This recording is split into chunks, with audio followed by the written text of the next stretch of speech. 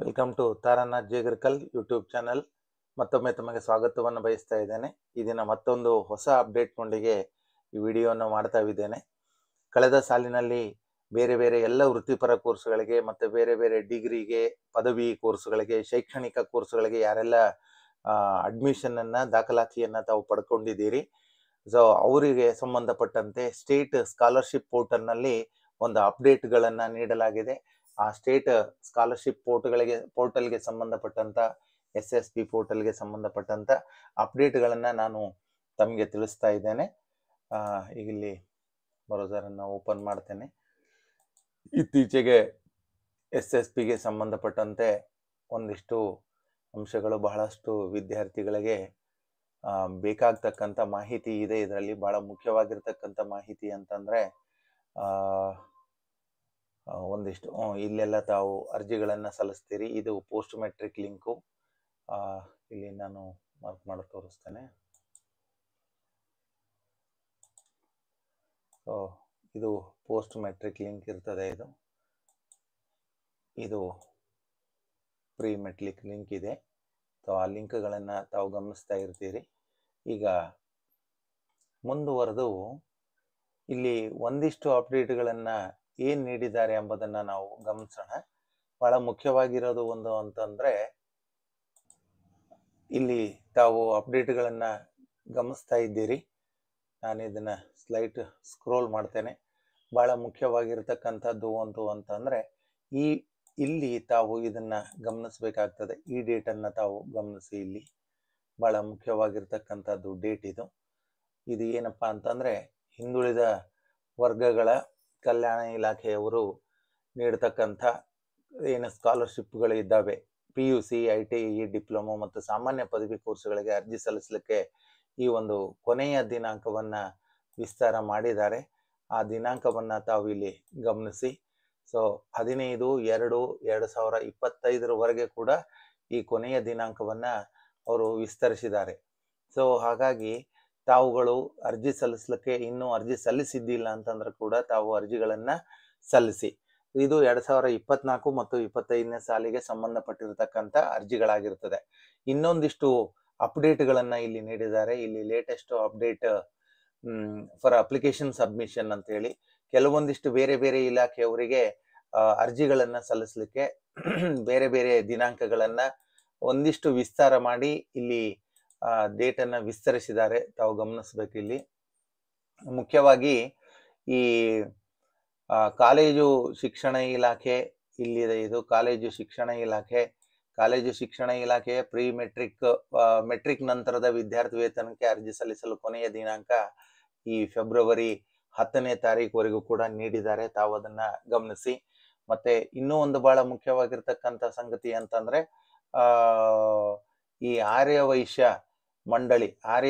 ಇಲಾಖೆಯ ಮೆಟ್ರಿಕ್ ನಂತರದ ವಿದ್ಯಾರ್ಥಿ ವೇತನಕ್ಕೆ ಅರ್ಜಿ ಸಲ್ಲಿಸಲಿಕ್ಕೂ ಕೂಡ ಇಲ್ಲಿ ನಿಮಗೆ ಫೆಬ್ರವರಿ 15ರವರೆಗೆ ಕಾಲಾವಕಾಶವನ್ನ ಮಾಡಿಕೊಟ್ಟಿದ್ದಾರೆ.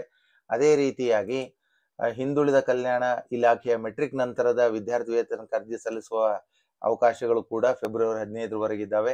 ತಾಂತ್ರಿಕ ಶಿಕ್ಷಣ ಇಲಾಖೆಯ ಮೆಟ್ರಿಕ್ ನಂತರದ ವಿದ್ಯಾರ್ಥಿ ವೇತನಕ್ಕೆ ಯಾರೆಲ್ಲ ಅರ್ಜಿ ಸಲ್ಲಿಸ್ತಾ ಇದ್ದೀರಿ, ಟೆಕ್ನಿಕಲ್ ಎಜುಕೇಶನ್, ಅವರಿಗೆ ಸಂಬಂಧಪಟ್ಟಂತದ್ದು ಕೂಡ ಫೆಬ್ರವರಿ 15ರವರೆಗೆ ಇದೆ. ಅದೇ ರೀತಿ ಕರ್ನಾಟಕ ರಾಜ್ಯ ಬ್ರಾಹ್ಮಣ ಅಭಿವೃದ್ಧಿ ಮಂಡಳಿ ವತಿಯಿಂದ ನೀಡತಕ್ಕಂಥ ಮೆಟ್ರಿಕ್ ನಂತರದ ಸ್ಕಾಲರ್ಶಿಪ್ಗಳಿಗೆ ಅದು ಕೂಡ ಫೆಬ್ರವರಿ 15ರವರೆಗೆ ವಿಸ್ತಾರ ಮಾಡಿದ್ದಾರೆ. ಸಮಾಜ ಕಲ್ಯಾಣ ಇಲಾಖೆ ನೀಡತಕ್ಕಂಥ ಮೆಟ್ರಿಕ್ ನಂತರದ ವಿದ್ಯಾರ್ಥಿ ವೇತನ ಇದು ಫೆಬ್ರವರಿ 25ರವರೆಗೆ ಅರ್ಜಿ ಸಲ್ಲಿಸುವ ದಿನಾಂಕಗಳನ್ನ ವಿಸ್ತಾರ ಮಾಡಿದ್ದಾರೆ. ಇನ್ನು ಅದೇ ರೀತಿಯಾಗಿ ಈ ಆಯುಷ್ ಇಲಾಖೆಯ ಮೆಟ್ರಿಕ್ ನಂತರದ ವಿದ್ಯಾರ್ಥಿ ವೇತನ, ಆಯುಷಿಯಲ್ಲಿ ಯಾರೆಲ್ಲ ಅಡ್ಮಿಷನ್ ಪಡ್ಕೊಂಡಿರ್ತೀರಿ ಅದಕ್ಕೆ ಸಂಬಂಧಪಟ್ಟಂತೆ ಫೆಬ್ರವರಿ 28ರವರೆಗೆ ಅಲ್ಲಿ ಅರ್ಜಿಗಳನ್ನ ವಿಸ್ತಾರ ಮಾಡಿದ್ದಾರೆ. ಅಲ್ಪಸಂಖ್ಯಾತರ ಕಲ್ಯಾಣ ಇಲಾಖೆಯಿಂದ ಮೆಟ್ರಿಕ್ ನಂತರದ ವಿದ್ಯಾರ್ಥಿ ವೇತನ ಅದು ಕೂಡ ಫೆಬ್ರವರಿ 28ರವರೆಗೆ ವಿಸ್ತಾರಗೊಂಡಿದೆ. ಜೊತೆಗೆ ಪರಿಶಿಷ್ಟ ಪಂಗಡಗಳ ಕಲ್ಯಾಣ ಇಲಾಖೆಯ ಮೆಟ್ರಿಕ್ ನಂತರದ ವಿದ್ಯಾರ್ಥಿ ವೇತನಕ್ಕೆ ಇವರು ಕೂಡ ಫೆಬ್ರವರಿ 28ರವರೆಗೆ ಕೂಡ ಅವರು ವಿಸ್ತಾರ ಮಾಡಿದ್ದಾರೆ. ಇದಿಷ್ಟು ಅರ್ಜಿಗಳನ್ನ ಸಲ್ಲಿಸಲಿಕ್ಕೆ ತಮಗೆ SSP ಅವರು ನೀಡಿರತಕ್ಕಂಥ ಒಂದು ಅಪ್ಡೇಟ್ ಆಗಿದೆ. ಇನ್ನೊಂದಿಷ್ಟು ವಿದ್ಯಾರ್ಥಿಗಳು ಈಗಾಗಲೇ ಒಂದಿಷ್ಟು ಅರ್ಜಿಗಳನ್ನ ಏನು ಆಲ್ರೆಡಿ ಸಲ್ಲಿಸಿದ್ದಾರೆ, ಈ ಮೊದಲೇ ಸಲ್ಲಿಸಿದ್ದಾರೆ. ಇನ್ನೇನು ಫೆಬ್ರವರಿ ಮಾರ್ಚ್ ಬಂತು, ಒಂದಿಷ್ಟು ಜನರದು ಸ್ಕಾಲರ್ಶಿಪ್ ಜಮಾ ಆಗಿದೆ, ನಮ್ದು ಜಮಾ ಆಗಿಲ್ಲ ಅಂತಕ್ಕಂಥ ಒಂದಿಷ್ಟು ವಿಷಯಗಳನ್ನ ಬೇರೆ ಬೇರೆ ಸಂಗತಿಗಳನ್ನ ತಿಳಿಸ್ತಾ ಇದ್ದಾರೆ. ದಯವಿಟ್ಟು ಗಮನಿಸಿ ವಿದ್ಯಾರ್ಥಿಗಳೇ. ಇನ್ನು ಈ ಸಾಲಿನಲ್ಲಿ 2024 ಮತ್ತು 25ನೇ ಸಾಲಿನಲ್ಲಿ ಅರ್ಜಿ ಸಲ್ಲಿಸಕ್ಕೆ ಇನ್ನೂ ಅವಕಾಶಗಳಿದ್ದಾವೆ. ಇನ್ನೂ ಲಾಸ್ಟ್ ಡೇಟ್ ಮುಗಿದಿಲ್ಲ. ಹಾಗಾಗಿ ಯಾರಿಗೂ ಕೂಡ ಇನ್ನೂ ಈ ಸಾಲಿನಲ್ಲಿ ಅಧ್ಯಯನ ಮಾಡತಕ್ಕಂಥ ವಿದ್ಯಾರ್ಥಿಗಳು SSLC, PUC, ITI, ಡಿಪ್ಲೊಮೊ ಮತ್ತು ಬೇರೆ ಬೇರೆ ಪದವಿ ಕೋರ್ಸುಗಳು BSc, BA, MA, MSc, ಈ ರೀತಿ ಮಾಸ್ಟರ್ ಡಿಗ್ರಿ ಕೋರ್ಸುಗಳು, ವೃತ್ತಿಪರ ಕೋರ್ಸುಗಳು, MBBS ಇವರು ಯಾರಿಗೂ ಕೂಡ ಇನ್ನು ಯಾವುದೇ ರೀತಿಯ ವಿದ್ಯಾರ್ಥಿ ವೇತನ ಕೂಡ ಮಂಜೂರಾಗಿರೋದಿಲ್ಲ. ಅದನ್ನ ತಾವು ಗಮನಿಸಬೇಕು. ಏನಿದ್ರು ಮಾರ್ಚ್ ಮುಗಿದಾದ್ಮೇಲೆ ಕರ್ನಾಟಕ ಸರ್ಕಾರದ ಬಜೆಟ್ ಒಂದು ಮಂಡನೆ ಆಗ್ತದೆ. ಮಂಡನೆ ಆದ ನಂತರ ಈ ಅಪ್ಲಿಕೇಶನ್ ಮುಗಿಯೋ ಲಾಸ್ಟ್ ಡೇಟ್ ಕೂಡ ಫೆಬ್ರವರಿ 28ರವರೆಗೆ ಬೇರೆ ಬೇರೆ ಇಲಾಖೆಗಳು ನಿಗದಿಪಡಿಸಿರೋದ್ರಿಂದ ಏಪ್ರಿಲ್ ನಂತರದಲ್ಲಿ ತಮಗೆ ಸಂಬಂಧಿಸಿದ ಖಾತೆಗಳಿಗೆ ಸ್ಕಾಲರ್ಶಿಪ್ ಜಮಾ ಆಗ್ಬಹುದು ಎಂಬುದು ಒಂದಿದೆ. ಇನ್ನೊಂದು ಬಹಳ ಮುಖ್ಯವಾಗಿರತಕ್ಕಂಥ ಒಂದು ಅಪ್ಡೇಟ್ ಇಲ್ಲಿ ನಾನು ನೀಡ್ಲಿಕ್ಕೆ ಬಯಸ್ತೇನೆ. ಬಹಳಷ್ಟು ಕಾಲೇಜು ಶಿಕ್ಷಣ ಇಲಾಖೆಯವರಿಗೆ ಸಂಬಂಧಪಟ್ಟಂತ ಒಂದಿಷ್ಟು ಅಂಶಗಳಿದಾವೆ. ಅದನ್ನ ತಾವು ವಿದ್ಯಾರ್ಥಿಗಳು ಕಡ್ಡಾಯವಾಗಿ ತಾವು ಗಮನಿಸಲೇಬೇಕು. ಮುಖ್ಯವಾಗಿರ್ತಕ್ಕಂಥ ಸಂಗತಿ ಅಂತಂದ್ರೆ, ಇಲ್ಲಿ ವೃತ್ತಿಪರ ಕೋರ್ಸ್ಗಳಲ್ಲಿ ವ್ಯಾಸಂಗ ಮಾಡ್ತಕ್ಕಂಥ ವಿದ್ಯಾರ್ಥಿಗಳು, ಇದು ನೋಡಿ ಆರ್ಯ ವೈಶ್ಯ ಮಂಡಳಿದಾಯ್ತು, ಜೊತೆಗೆ ಹಿಂದುಳಿದ ವರ್ಗದ ಕಲ್ಯಾಣ ಇಲಾಖೆದಾಯ್ತು, ಎಲ್ಲ ಇಲಾಖೆಗಳು ಕೂಡ 22, 25, 28, 15 ಫೆಬ್ರವರಿಗೂ ಕೂಡ ಅದು ಡೇಟ್ ಅನ್ನ ವಿಸ್ತಾರಗೊಳಿಸಿದ್ದಾರೆ ಅರ್ಜಿ ಸಲ್ಲಿಸ್ಲಿಕ್ಕೆ. ಹಾಗಾಗಿ ಉದ್ದೇಶ ಏನು ಅಂದ್ರೆ, ಈಗಾಗಲೇ university registration number USN number ಬಹಳಷ್ಟು ವಿದ್ಯಾರ್ಥಿಗಳಿಗೆ ಅಲಾಟ್ ಆಗಬೇಕಾಗಿತ್ತು. ಇನ್ನು ಕಳೆದ 1-2 ದಿನಗಳಿಂದ ಎಲ್ಲಾ ಕಾಲೇಜಿನಿಂದಲೂ ಕೂಡ USN ನಂಬರ್ ಅಲಾಟ್ ಆಗ್ತಾ ಇದೆ. ಸೊ ಆ USN ನಂಬರ್ ಅನ್ನ ತೆಗೆದುಕೊಂಡು ನೀಟಾಗಿ ಅರ್ಜಿಗಳನ್ನ ಸಲ್ಲಿಸ್ರಿ.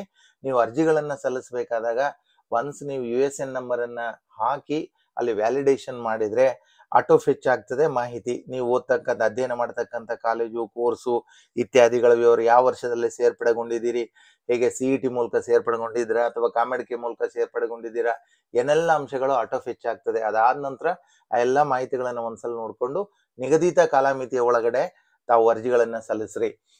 ಇನ್ನು ಕೆಲವೊಂದಿಷ್ಟು ವಿದ್ಯಾರ್ಥಿಗಳಿಗೆ ಈಗ ಆಲ್ರೆಡಿ USN ಕಾಲೇಜುಗಳಲ್ಲಿ ನೀಡಿದ್ದಾರೆ.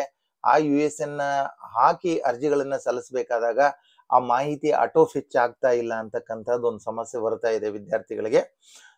1-2-3 ದಿನಗಳಲ್ಲಿ ಆ ಸಮಸ್ಯೆ ಅದು ಕ್ಲಿಯರ್ ಆಗ್ಬಹುದು. ತದನಂತರದಲ್ಲಿ ತಾವು ಅದನ್ನ ಕ್ಲಿಯರ್ ಮಾಡಿಕೊಂಡು ಎಲ್ಲ ವೆರಿಫೈ ಮಾಡ್ಕೊಂಡೆ ಅರ್ಜಿಗಳನ್ನ ತಾವು ಸಲ್ಲಿಸಿ. ತಪ್ಪದೆ ಅರ್ಜಿಗಳನ್ನ ಆ ನಿಗದಿತ ಕಾಲಮಿತಿ ಒಳಗಡೆನೆ ತಾವು ಸಲ್ಲಿಸ್ರಿ. ಯಾಕಂದ್ರೆ ಮತ್ತೆ ಯಾವುದೇ ಕಾರಣಕ್ಕೂ ಕೂಡ ತಮ್ಗೆ ಅರ್ಜಿಯನ್ನ ಇನ್ಮೇಲೆ ವಿಸ್ತರಿಸೋದಿಲ್ಲ. ಏನೆಲ್ಲ ಈ ನಿಗದಿಪಡಿಸಿದ ದಿನಾಂಕ ಇದೆ ಅಷ್ಟರ ಒಳಗಡೆ ತಾವೆಲ್ಲ ಅರ್ಜಿಗಳನ್ನ ಸಲ್ಲಿಸಿದಲ್ಲಿ ಮಾತ್ರ ಈ ಸಾಲಿನ ವಿದ್ಯಾರ್ಥಿ ವೇತನಕ್ಕೆ ನೀವು ಅರ್ಹರಾಗ್ತೀರಿ ಅಂತ ಹೇಳ್ತಾ ಇದೊಂದು ಅಪ್ಡೇಟ್ ನೀಡಬೇಕಾಗಿತ್ತು. SSP ಪೋರ್ಟಲ್ಗೆ ಸಂಬಂಧಪಟ್ಟಂತೆ ನೀಡಿದ್ದೇನೆ. ಮಾಹಿತಿ ತಮಗೆ ಉಪಯೋಗ ಆಗಿದೆ ಅಂತ ಹೇಳಿ ನಾನು ಭಾವಿಸ್ತೀನಿ. ದಯವಿಟ್ಟು ನನ್ನ ಚಾನಲ್ ಅನ್ನ ಸಬ್ಸ್ಕ್ರೈಬ್ ಮಾಡಿ ಮತ್ತು ಶೇರ್ ಮಾಡಿ. ನಿಮ್ಮ ಫ್ರೆಂಡ್ಸ್ಗಳಿಗೆ ಶೇರ್ ಮಾಡಿ, ಅವರಿಗೂ ಕೂಡ ಮಾಹಿತಿ ಸಿಗ್ತದೆ. ಮರೆಯದೆ ಸಬ್ಸ್ಕ್ರೈಬ್ ಮಾಡಿ. Thank you.